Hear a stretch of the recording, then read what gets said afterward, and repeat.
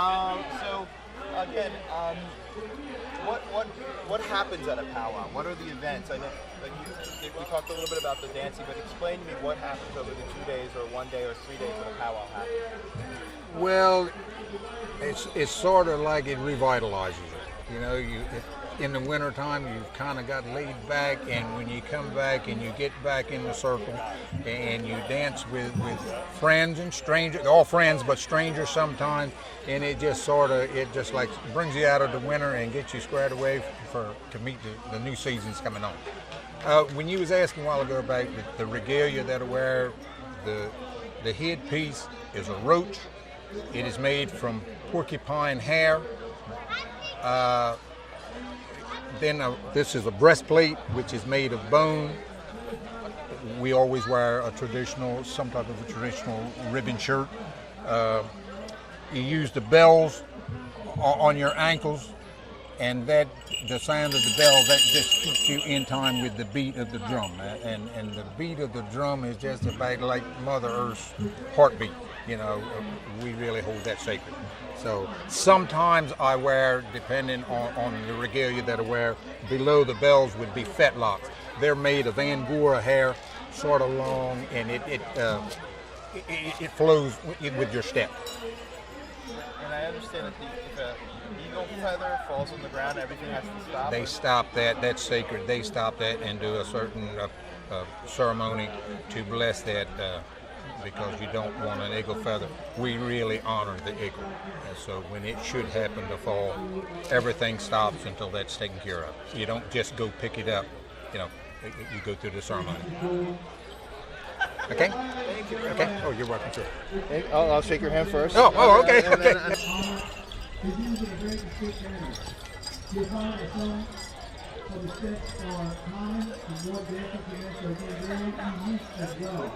From traditional to more camping, and grass. Already traditional, already jingle, already camping. Excellent. Okay. How's that look, Ross? Do you see the cake?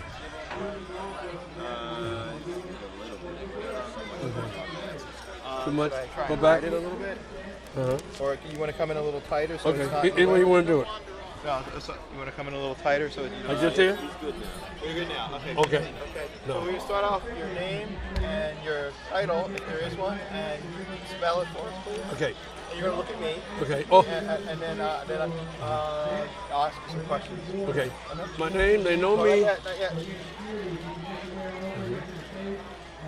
Okay, I'm rolling. Okay, yeah.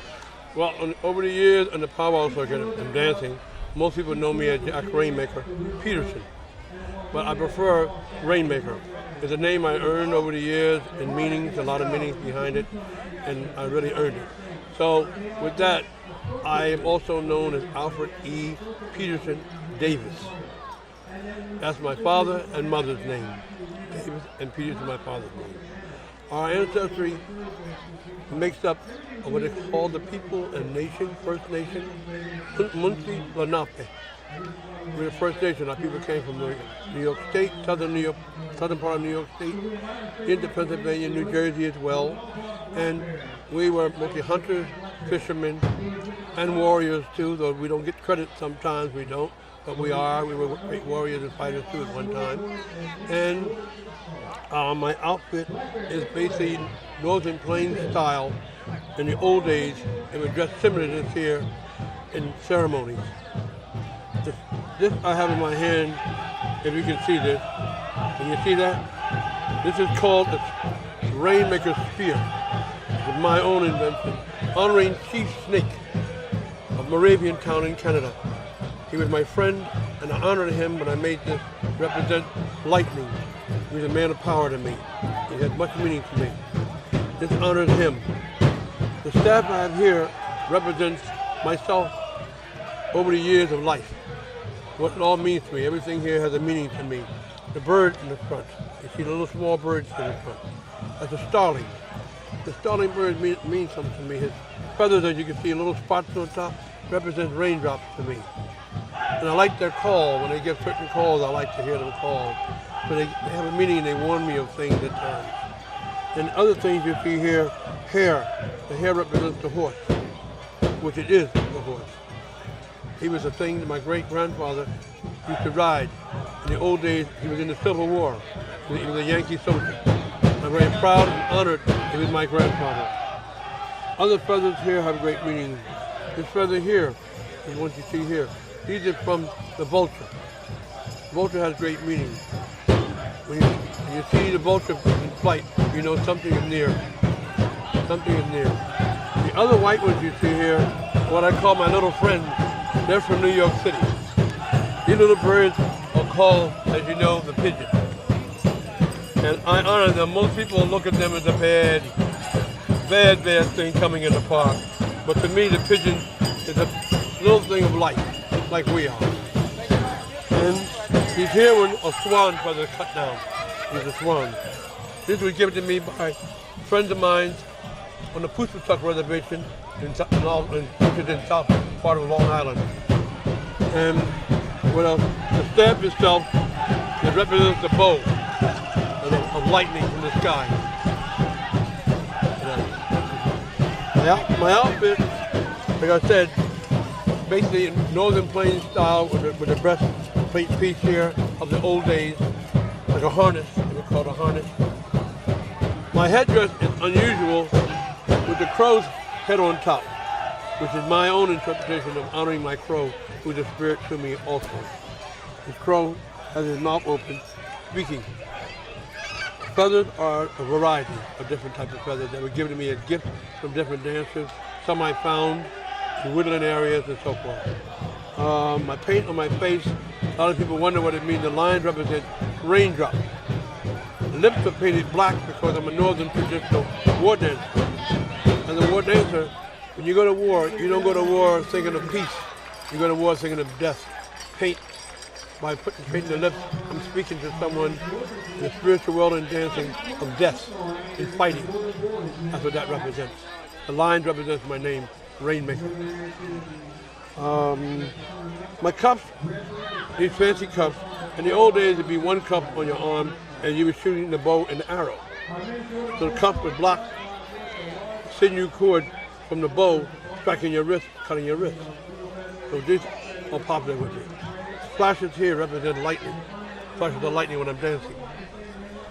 As you see the designs of my outfit, they represent lightning, rain, flowing.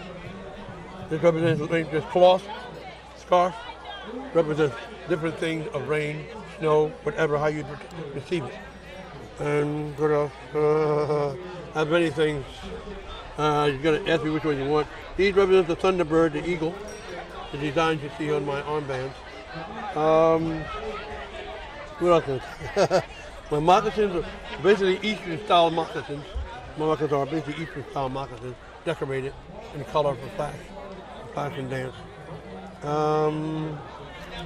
That's about it. Okay, I have some more questions. Yes. So tell me what the powwow means to you and what is a powwow? The powwow means to me a gathering of people, friends, relatives, new friends coming in, old friends, meeting, getting together to honor someone, getting together to love someone. The drums are one of the strongest things in the powwow is the drum. You hear the sound. The sound is your heart. The drum is your heart. You hear that, you feel it, it makes you feel good all over. It makes you feel to honor the ancestors who followed the drum as well. The things we wear, they flow with the drum. The movements we make. Certain bends, we imitate animals. We imitate guys in war, men in war, fighting, striking the enemy, taking a spear, stabbing at an enemy. These are part of the dance, my type dance. Well, all in all, powwow to me is home. It's home to me. When I come to a powwow, it's my home, away from it. What would you say to someone who's never been to a powwow before that would entice them to come? What would you want them to I would know? tell them to come to feel the spirit of the powwow. Just hang around a while, you'll meet people, and you'll watch the singing, and hear the singing, and watch the dancing. If you have any heart at all, you'll feel something behind that. You'll want to be a part of it somehow. You'll want to be a part of it. because it's there, the sound, the people around you. If they're nice and happy, you feel that. You feel that inside your bones. And you want to go forward and do. And some people do. Thank you very much. You have any questions? Cool. Thank you very much, sir. My friend, thank you. Thank you. That's excellent. Thank you. Can we get a shot Oh, of you? okay, got it. Without, hold on, we're gonna get. Thank you. We're gonna get a portrait shot of you. Okay. And actually maybe get some close-ups or something. So Okay. you can step back just a little bit. Keep going back a little bit more. Okay, right there, it's close. Maybe do one of the poses.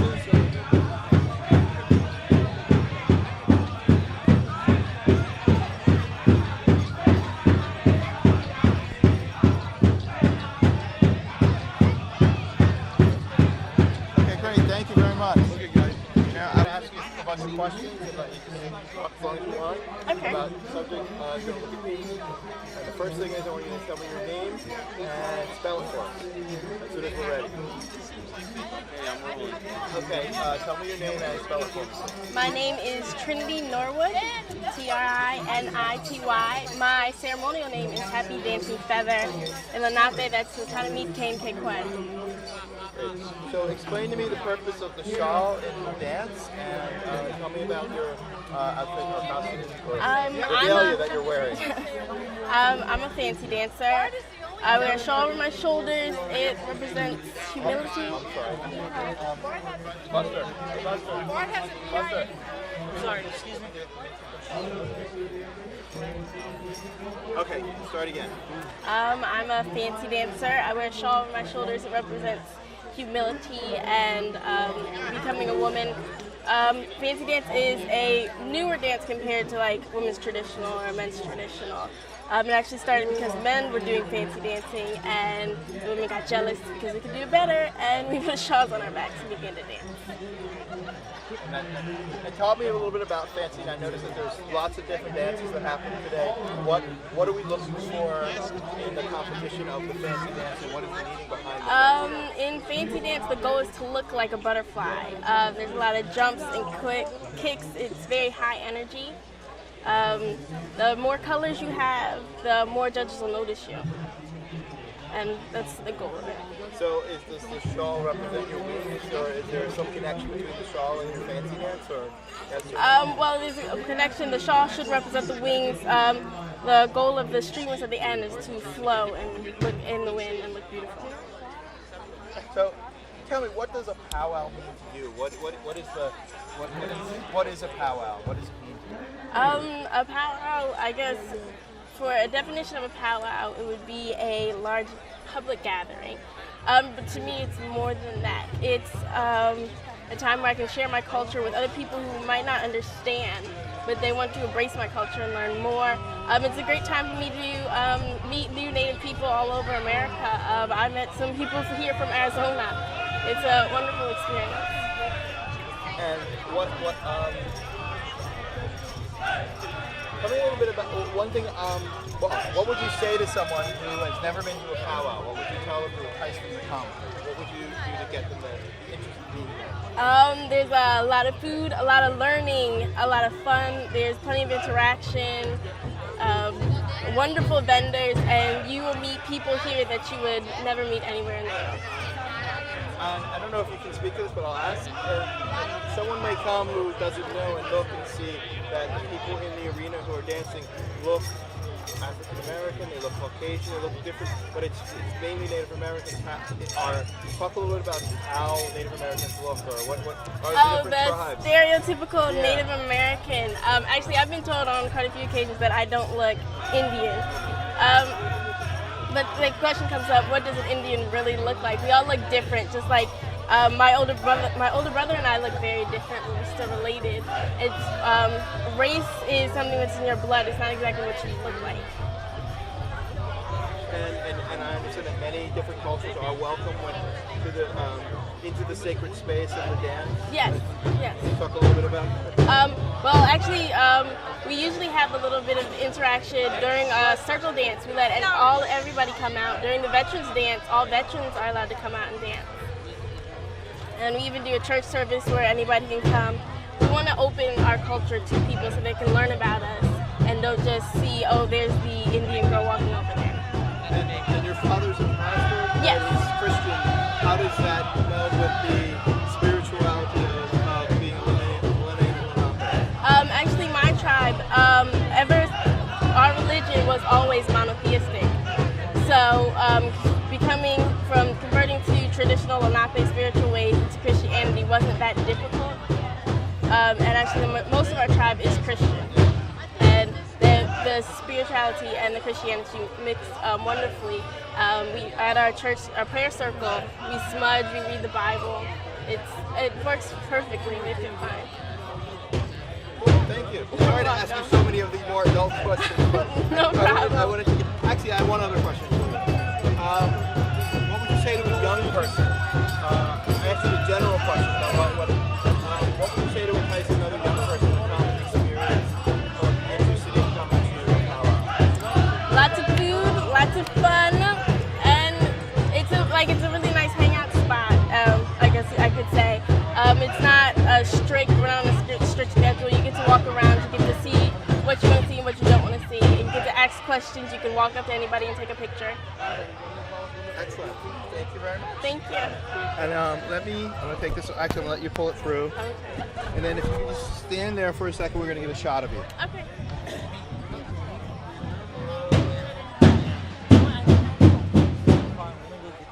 Thank you, Gordon. Thank you, ladies. Thank you for your applause. We're going to make all the real fancy. Really fancy. Out into the arena, all ages. Really fancy. Thanks. And your title.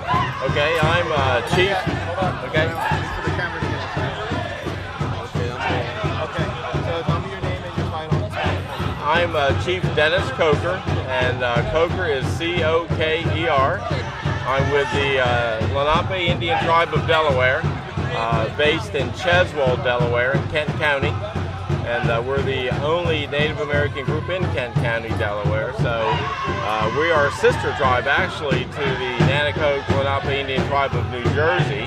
My mother is actually a member or a community member of the New Jersey tribe. My father is a community member of the Cheswold tribe. So we share a good relationship. So we're very happy to be here, very proud.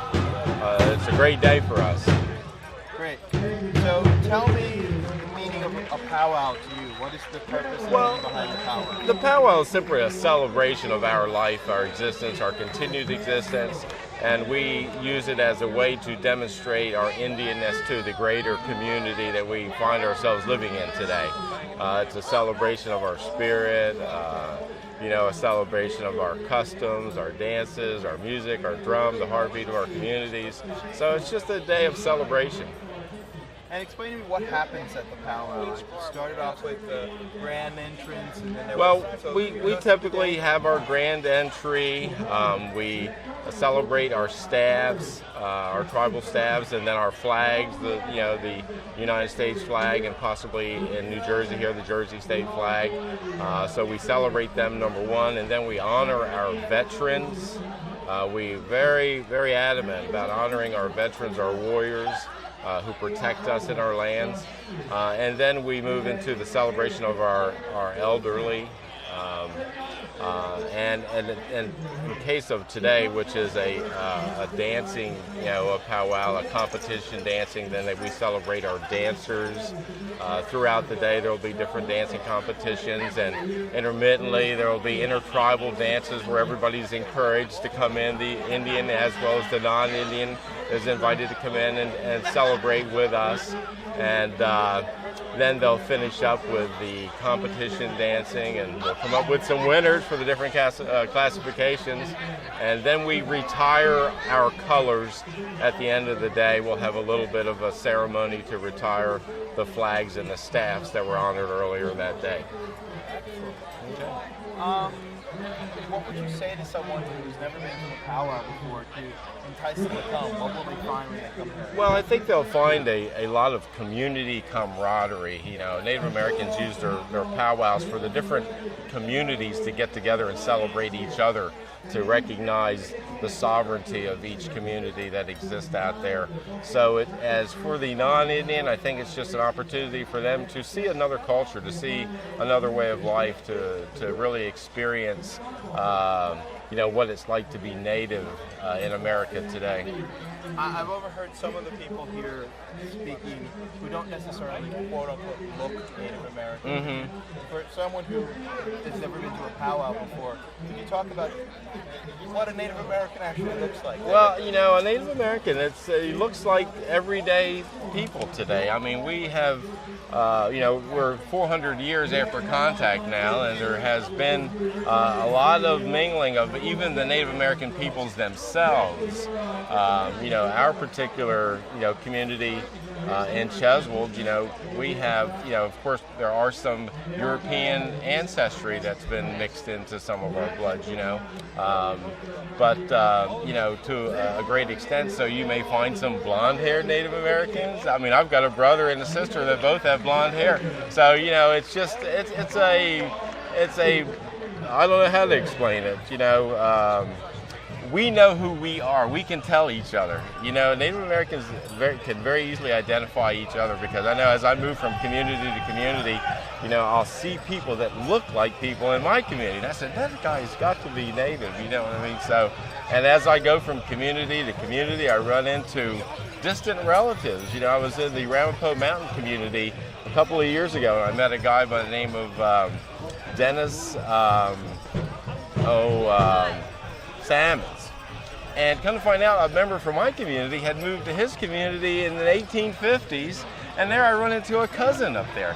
I was in the Ontario area a couple of years ago, and I run into a cousin up there who had moved from our community up to their community in the 1850s. So as our groups, our men moved around and we kind of distributed our seeds across the land, we tend to be able to recognize who we are. And it's difficult for non-Indians, but it's very easy for the Indians to identify themselves. And what is the etiquette if someone comes in who is non-Native American to a powwow? Many people can be very rude. And Yeah. just walk up Well, and touch people's hair one of the main things is just respect, personal respect. Typically you don't take pictures unless you ask to take a picture. You don't touch the regalia of the participants, because they put a lot of time and a lot of work and a lot of effort into that regalia, and in some respects it's very sacred to them because it's actually a reflection of who they are. So it's getting permission, asking permission, and if you've got any doubts, you just need to make sure you ask. And as long as there's proper respect, I don't think you can go wrong. And so what happens what is the meaning behind it if a feather falls off? Can you talk a little bit about that? Well, during a dance? Yeah, they have a ceremony that they stop everything, and they really have to honor that feather.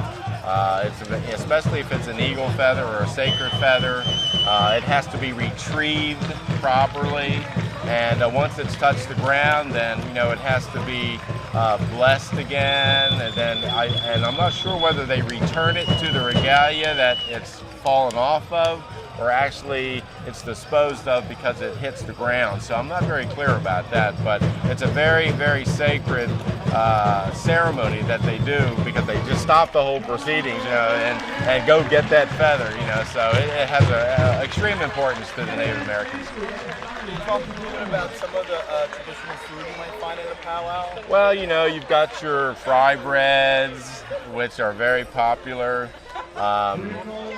Your succotashes, your corn and your beans, they were very, very important to our people, the Three Sisters, the squash, the corn, and the beans, and those are very, very traditional native foods for our culture here anyway. And then you'll always find your hamburgers and your hot dogs and the Americanized foods that everyone likes to eat when they go to a celebration or a powwow or a picnic, a big picnic. And lastly, is there anything that I didn't ask you about that you'd like to cover, that you'd like to say? Well, no, I think we've been pretty thorough. I'm fine. Okay. Les, by the way. Les, how are you, Dennis? You guys celebrate the American flag as well at the powwow. Yeah. What are the feelings? Because way back when that flag didn't exist and you guys were here. Yeah, and the existence of that flag kind of has lessened the significance of our existence today. You're right, but we're Americans. We're Americans, number one, and you know, we have to support our country, you know, our government. You know, I consider myself as a sovereign Native American, and I really, you know, honor their government. I request that they honor mine. So, as a matter of respect, I'll respect their flag. They respect my flag, and we're all in pretty good shape. But we you know, and especially with our veterans that have served in the armed forces, you know, we really think that's very, very important to honor the significance of this continent anyway. And lastly, put it like this: like, what would be, if there is a PC way to refer? Because some people say like, oh, you can't call them Indians, and other people are like, you can call them Native Americans. So, in your own words, what would be the way? Well, you know, we typically, our group use the name Native Americans because we are native to the Americas. So, you know, the original people, you know, as far as we're concerned, the Lenape anyway. So I'd say Native Americans is probably as good as any of the terms out there from the ones that I've seen utilized. I have one question after this question. Is it possible, can you break down the tribes or the difference between the tribes, or maybe just the tribes when you used to in the United States? Well, the ones that I'm most familiar with are the Nanticoke tribe, the Nanticoke Indian Association, which is based in southern Delaware. And then you've got the Lenape Indian tribe of Delaware, and we're kind of in the middle of Delaware from Kent County. And we're probably on the southern fringe of the Lenape territory because, you know, the Lenape territory stretched from lower New York down through New Jersey into the Delaware Bay region. So when you reach the end of that Delaware Bay, that was pretty much the definition of the Lenape area. Then, you know, so the ones that I'm familiar with, the ones that I'm family to, are the Nanticoke and the Lenape. Pretty much the three groups are, genealogically speaking, are kind of indistinguishable from each other because, you know, we've used those communities as gene pools for the last 300 years, marrying strictly in one community or the other. You know, and when I came through, intermarriage wasn't really something we were encouraged to do. We were very, very encouraged to marry within our people. And as was with my parents' generations and my grandparents' generations, I find my particular community somewhat dissolving in today's system. You know, we're right in the North Dover growth corridor, and land values are so high that our community people can't really even afford to buy land in their community any longer. So, you know, there are a lot of issues facing the Native American community these days, and losing their land is probably one of the most important. As far as the difference in the tribal organizations, you know, we all honor the Creator.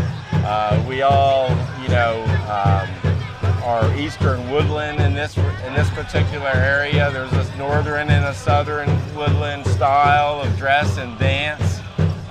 So, you know, it's very different from that Western Indian appearance and dress that we're most familiar with, seeing all the cowboy and Indian Western movies, you know. But the Eastern Indian is having a resurgence of his identity, I think, and there's a lot of good things that are happening and coming about as a byproduct of the celebrations that we really have with our powwows and our recognition of each other. So, you know, we're very, very enthusiastic and proud to be a part of this whole movement. Can you talk a little bit about what you're wearing and your dress? This is actually a ribbon shirt. The colors on this ribbon shirt are my colors, my personal colors that were associated with my name that I got when I got my Indian name, which is Opsukwanamook, and it means white otter. And then I have my choker with our Turtle Island, which is very Lenape and native in itself. The whole existence is based around Turtle Island. And then I have my turtle with a little necklace. So, and I'm not a big regalia kind of guy. As a matter of fact, I'm out here today looking for a few more things to add to my regalia, so I can look like that guy right there when I'm done. Okay. You got one more? In terms of the powwow, that's used powwows Not necessarily. I think a powwow is just a celebration. A lot of times when you get into political issues, the celebrating stops and the arguing starts, you know. And, you know, it's our day. It's the Native American Day, the powwow. We invite all communities to come together, all Native communities. Let's share with us. Let's beat our drum. Let's sing our songs. Let's dance our dances. And let's just all be Native for one day. Good? Excellent. All right. Thank you so Alrighty. much. Thank you for. I get this. Okay. Yep. I was talking about you.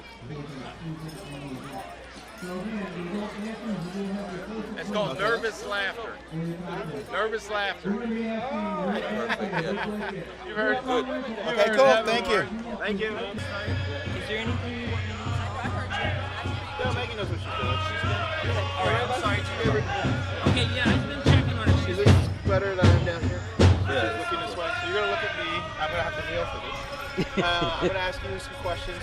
Okay. Start off with your name, if you have a title, and spell your name for me. Okay. I'm just gonna ask you some questions about Okay. powwows. Okay. Are you ready? Ellen? Yeah, I'm rolling. Okay. My name is Loretta Gurley. I am formerly was a Simons from Jersey. My Indian name is Soft Wind. That's so great. As soon as you started speaking, there came a soft wind reply. Wow. So, what is your involvement in the powwow? My involvement in the powwow, I not sponsor, but I used to dance in the powwow. Now I have a disease in my legs that takes over, that makes me weak and everything. I can't dance, but I'm there for support into the time. My daughter, she dances, and Can you tell me about the dancing? What is the dancing? the dancing makes me closer to the Great Spirit. When I miss it, it turns around and it makes me low that I haven't been there to be around my forefathers' people to learn more about it, because it took so long for me to get where we're at today that I really I'm so anxious to be with them and over here participating. I hate it that I can't dance, but I'm there to back them up. I see families that have grown old, and then some that's going on with the Creator. So it's very important for me to be here and to help and support them. What does a powwow mean to you? The powwow means to me, some people can't put it into words. For me, it is a great inner peace. Seeing different cultures here from different tribes, kids growing up knowing what their ancestors are like, what they've done. It is being more right now than not a handicap. It's helping them to grow. This morning in our church services was wonderful, because to see kids now like they were dancing and putting on things, it is wonderful. I wish they had it when my daughter was coming up. I really do. What would you say to someone who's never been to a powwow before to entice them to come? The ones that's never been to a powwow, you would be very enriched for coming to a powwow, learning the culture, learning the ways we live. Yeah, you see it on TV that we were in tents and everything, and we were the bad person. We're not the bad person anymore. We're just as like you are. We live in houses like we do, and that's why I want them to know. I want them to learn this, because that's what we're here for right now, and the next generation that comes behind us we want them to know more about it. Well, what is there anything that you would say to someone out there who's watching that you want them to know about the powwow? Oh, I have relatives that haven't been here in a long while. They live in Las Vegas. They know their culture and everything, but they haven't been back home in almost 10, maybe 15 years now. And they don't know what they're missing when they're here, to see relatives that they've never met, to know what their grandparents used to do, how they lived, what they ate and things. The chemicals that are killing us today from the stores and things are terrible. We need to bring back the people that we don't get to see anymore, you know, and let them know what's going on. You got a question? Okay, great, thank you. Thank you very much. Nice meeting you all. I'm gonna take that off. Yep. You take it off and I'll get it down. Before the photograph action first. You mean my title? Yeah, if you have one. No. Okay, are we ready? Yep. Okay, your name and spell it for me. My name is Ivanette, Ivanette, Morris Yearsley. Can you spell your last name? My last name is Morris Yearsley.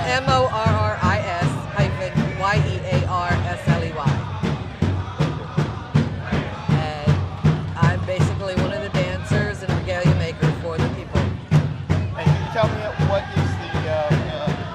dance do you do, and tell me about the dancing? I'm a traditional woman southern buckskin dress dancer. The women's traditional is very soft, very regal and elegant, and it's done with dignity. What are we looking for, or what are the judges looking for in the competition as you're doing the dance? What the judges are looking for is the foot placement, the beat of the motion of the dancer, the swing of the shawl in their bag, their purse, their basic rhythm, staying with the motion of the drum and the honor beats of the drum, and showing the sign of the respects that is basically given to that person. It's basically an honor dance. You're honoring the Creator, you're honoring the Mother Earth, you're honoring your people. And to the outsider, maybe looking at the dance, it doesn't seem like there's a lot of movement. Can you talk a little bit about what we should be looking for as an outsider, someone who may not be familiar with it? As an outsider, I would say that the movements are supposed to be in a graceful tone, not in a very harsh or very loud tone.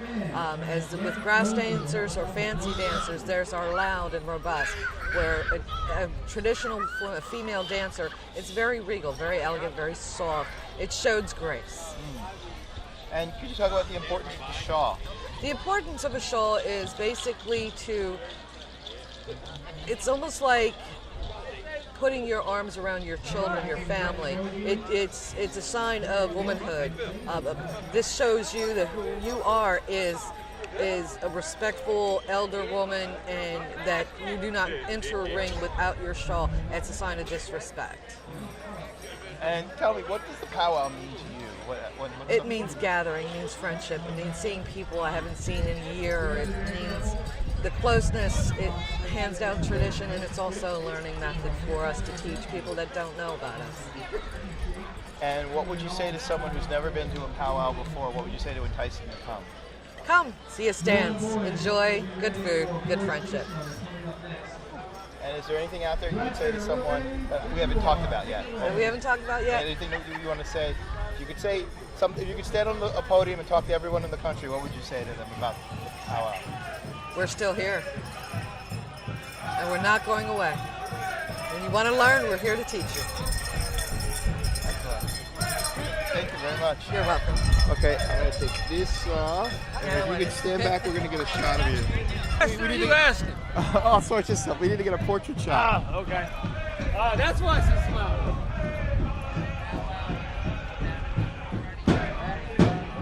She brought the wind.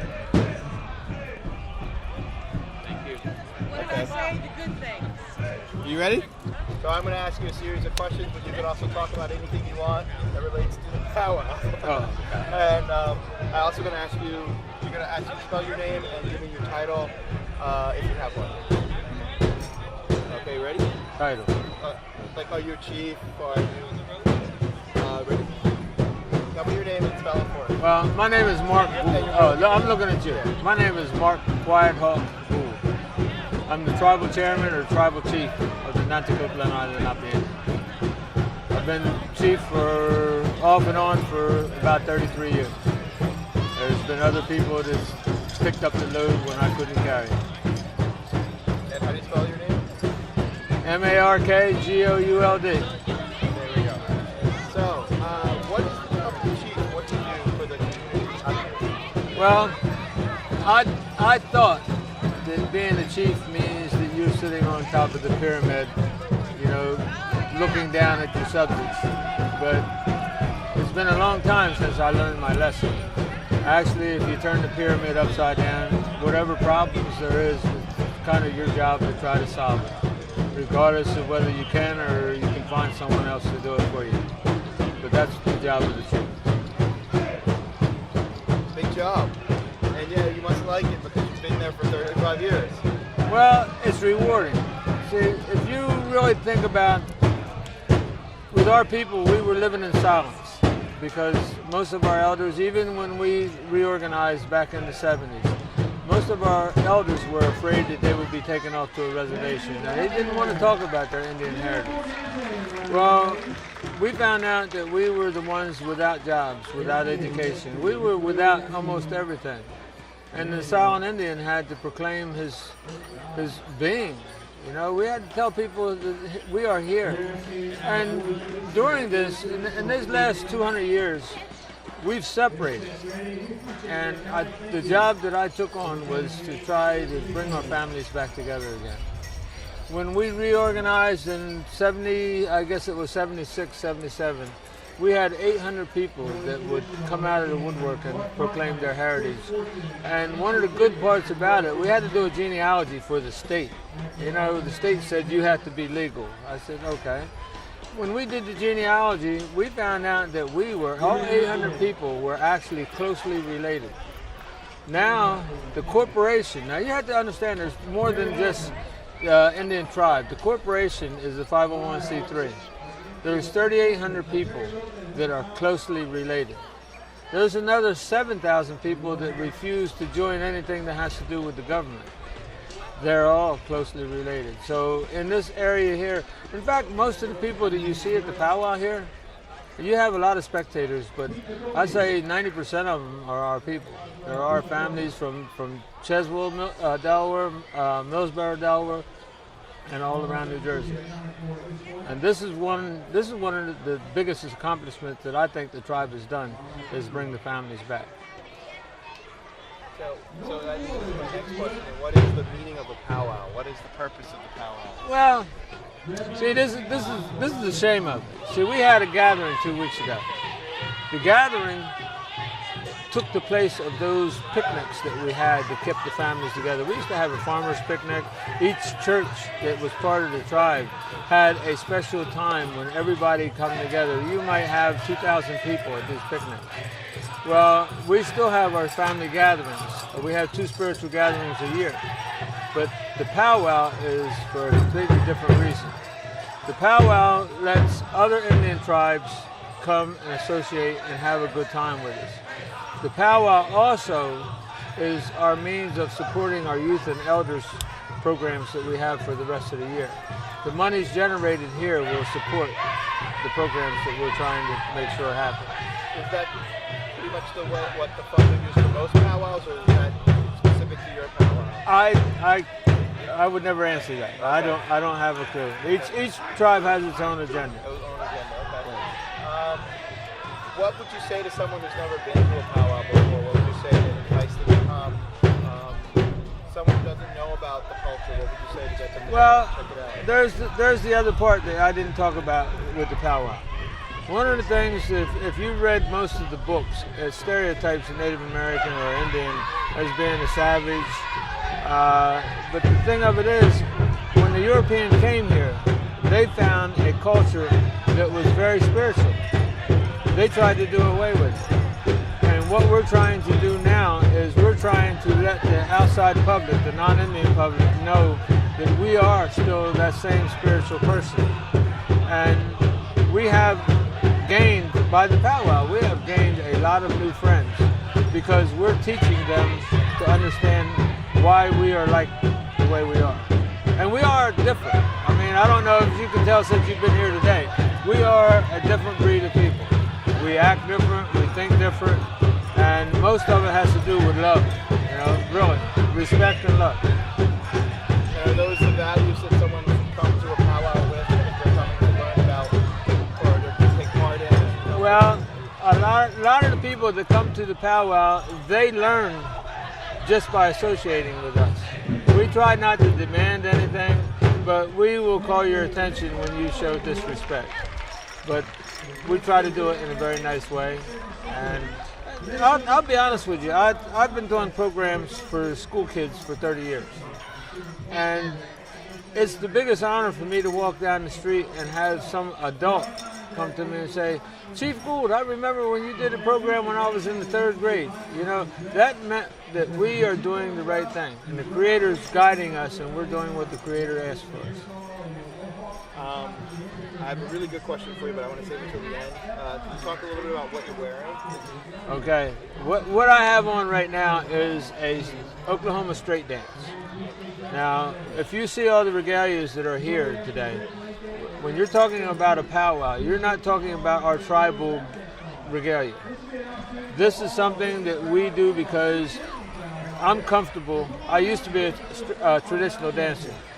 And I'm 65 years old, and I'm too old to try to get down and get back up. So this is for a more reserved person. And even with this, it has its demands. But this is about the best you can get as far as old people trying to get out there and keep up with it.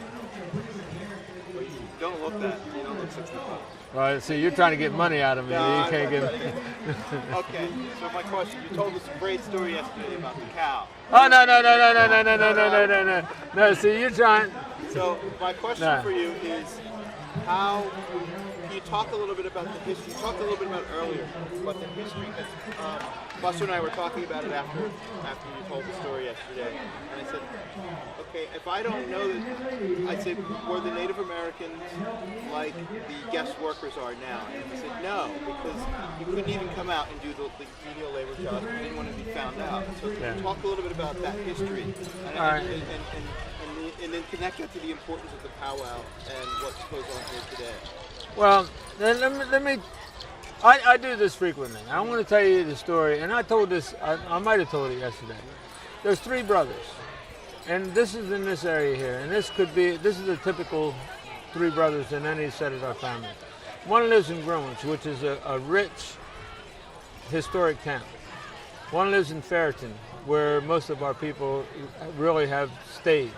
And then one lives in Ghoultown, which in Ghoultown it has that color stigma to it.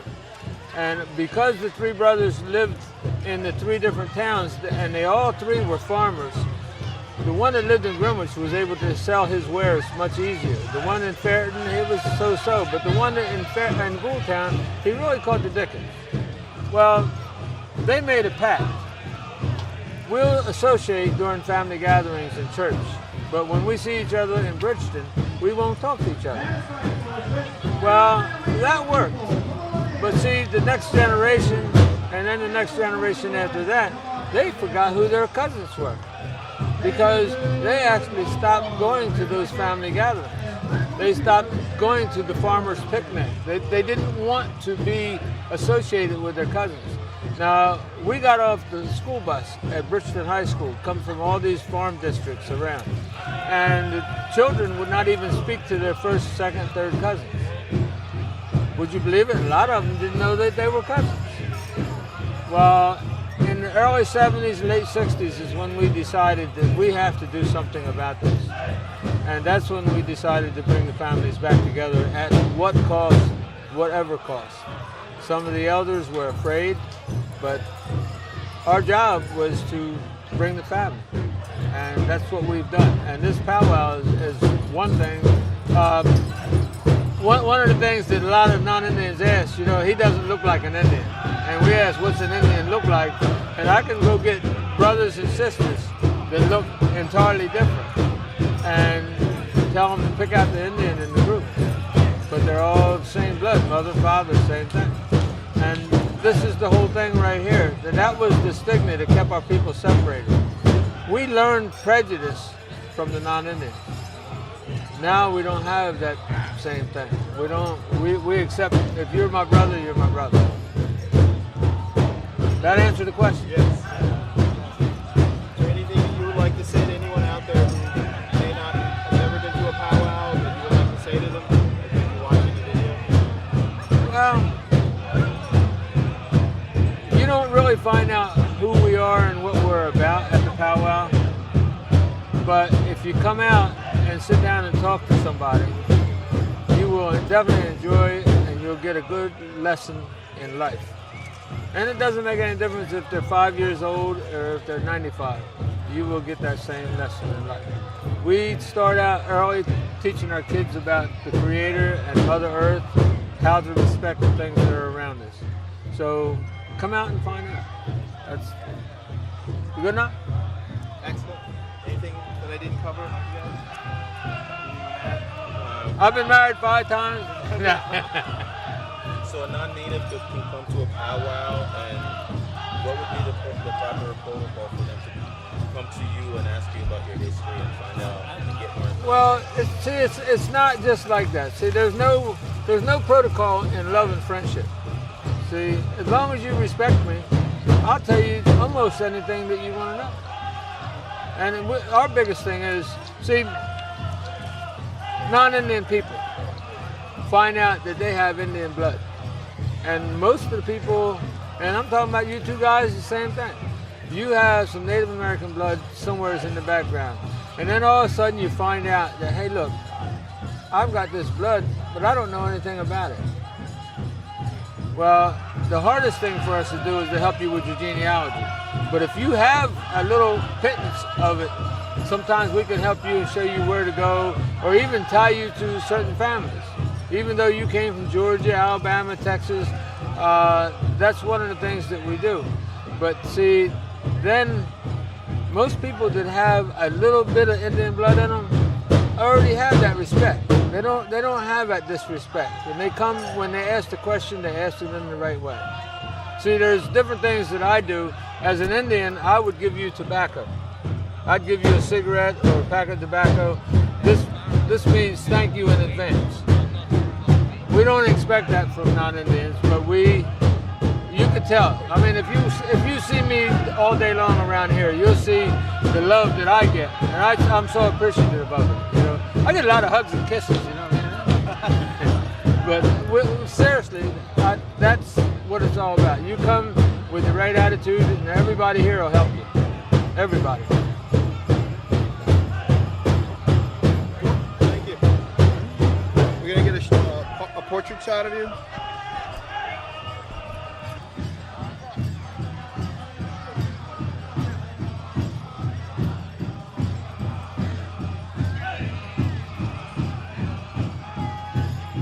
Okay, cool.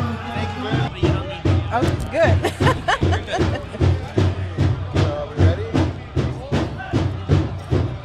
Yes. Okay, tell me your name and spell it, and if you have a title, tell me your title too. My name is Vonda Hilton. I am here with Native Nations Dance Theater. I'm the artistic director of Native Nations Dance Theater. We travel the world and we share Native American history, stories, songs, and dances with everyone. My native name is Wamblinziwi, which means Yellow Eagle Woman. And I have other names too, but I'll just leave it at that. Great. So, wow. So tell me about what you're doing here today at the powwow with your organization. Well, I'm just kind of here as an individual today, sharing my culture and sharing the jingle dress dance, which is the dress that I have on. And I'm just kind of here to share with my family. My family is here, and which is part of Native Nations Dance Theater too. So that's why I'm here. Tell me about the jingle dress and what you're wearing. The jingle dress? Yeah. So we need to... Okay, so tell me about what you're wearing at the jingle dance and what a jingle dress. This dance originally comes from the Ojibwe people in northern Canada, and it is originally a healing dance. And these cones represent different types of healing. There can be anywhere from 365 jingles on it or more. It depends on the dancer. It depends on how they feel. Originally, the dress did not have that many. This is what I'm told, the stories that I'm told, but it started out as a healing dance, and it's a very popular dance on the Powwow Trail today. And so there's the straight song, and then there's a side step that we do in the jingle dress category. So I've been jingle dress dancing for about 20 years. Long time. I've been dancing since I was about 5 years old. I'm 42. Thank you. So tell me, so are you in competition today? Yes, I am. Unfortunately, there weren't many other jingle dress dancers, so I'm the only one. So. Automatic winner. Automatic winner. What are the judges looking for in a jingle dance? What is how do we tell if you're good or mediocre? Yeah, What are they good looking question. They look for the timing. They look for your footwork. They look to see that your feet are not coming too high off the ground. They also look to see that you have your hand on your hip, and also that you honor the honor beats with your hand or your fan when the heavy beats come. So they're looking for those things, and to see if you're dressed appropriately. Yeah, so that's what they're looking for. I noticed you don't have a shawl. So Jingle dress dancers don't have a shawl. Why is that? How did that? Because it's a medicine dance, and it originally started that way without the shawl, and so the traditions carried through the jingle dress. When you're doing the healing, you don't have to carry.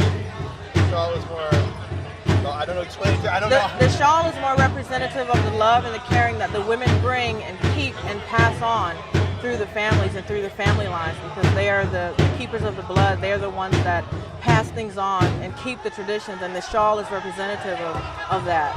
Yeah. But as doing the healing, then you're doing something. You're bringing something different. Yes. Can you talk about that? Yes, I'm trying to bring the healing through me.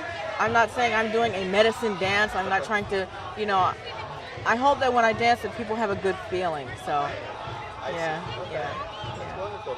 And tell me, what does the powwow mean to you? What is it? It's a way to keep the traditions alive, and we go to different powwows, and we travel all over the country and do these powwows, and it's just a way for us to meet each other and, hook up with each other and kind of thing. So it's very important to keep the traditions and keep the cultures alive. We bring our children into the circle as soon as they can pretty much walk. So it's very important that we keep going to these powwows and sharing the traditions, and not only the powwows, but educational seminars, and going into the schools and going into the colleges and going into the museums and sharing our history and our culture. So it's all of it, all inclusive, is very, very important. What would you say to someone who's never been to a powwow before and would entice them to come? That would entice them to come? Well, if they wanted to experience a different culture, something that they've never experienced before, and have good feelings. So. And explain your dress again. So the dress? We talked about it briefly, but what is the feathers? It's the jingle dress, and it's a northern style dance category. And I have a jingle dress on. I also have leggings on and moccasins. And sometimes dancers wear different accessories. Like I have a bag over here, and this is representative of my name, Yellow Eagle Woman. So that's,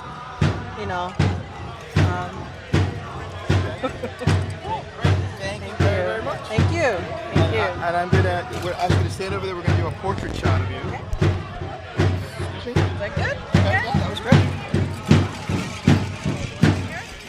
Okay. That's smooth. Wait, hold on a second. We're gonna get a portrait shot.